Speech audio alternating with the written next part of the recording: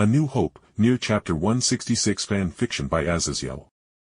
Please subscribe to this YouTube channel for listening and patreon.com/Azazyel to read all of his stories. He has the strength of a lord for sure, Radahn spoke gruffly as he folded his arms under his chest.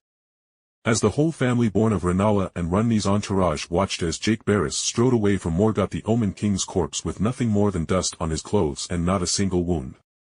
Whereas Radahn, Malenia, and all others failed in defeating Morgott in open combat and using the strength that would lead to the capital being destroyed. To say nothing of possibly destroying the very Erd Tree itself. But the way forward is blocked. The Golden Order is not accepting a new Elden Lord.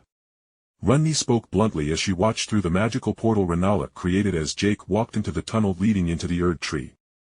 Even Rennala nodded in agreement, as the Erd Tree's power was something only another divine dying to burn away the life within the tree. All that power was beyond Jake even if he used that outer creature he hid within the depths of his soul.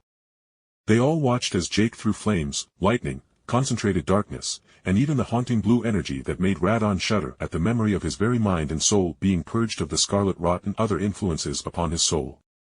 Nothing seemed to work, and even as that godling, the decrepit remains of what was the glow-eyed queen, tried to tell Jake that he needed to go to the mountaintop of the giant. Jake just tilted his head to the side and said something that made that soul-filled automaton, Malenia, and the dragon woman sprint away from him into a portal that he opened in front of them. "What is that fool doing?" Ranni demanded as she watched as Jake popped his neck, and then the magical portal buzzed and the visibility became poor as the screen vibrated so heavily that vision wasn't possible.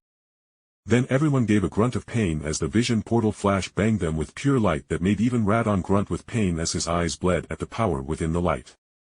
"One moment. I am pulling back and reforming the scrying mirror." Rennala spoke with some frustration as she had to pull back literal miles away from the Erd Tree to get what she wanted to see.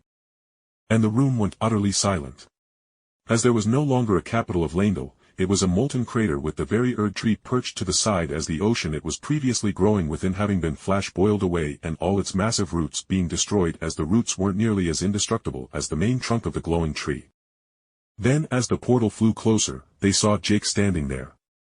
Still at the entrance of the Erd Tree. Ranni made a choked noise as Jake seemingly stared right back at them and winked before he spoke with his voice somehow carrying through the visual-only portal. "Rennala, I will make you my queen. But what if I make Morgott my maid?" "I may need to kill him," Radahn said gruffly while he smiled wryly at seeing his baby sister all but having an aneurysm with how her 4 arms were in her lap pinched together into tight fists. A sniff rang out as Rennala broke her silence and said coldly, "The man who wishes to wed me and has my favor does have some ridiculous ideas, but—" There was a moment of silence before Rennala spoke with only cold royal cruelty as spoke plainly.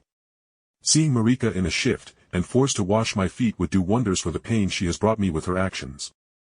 Then the man opened up another small portal leading somewhere else, and everyone realized that Jake had sent his entourage back here to run these rise as they could feel Jake's magical signature before he closed the portal, having given his message to his group. They then watched as Jake stretched and then take a deep breath before he took a step and disappeared into a bright light that formed from the entrance of the Erd Tree, and everyone knew that he was taken into the inner world within the Erd Tree. And now they had to wait to see if Jake was merely another demigod-level entity failing to rise above their station, or whether he would become the new Elden Lord.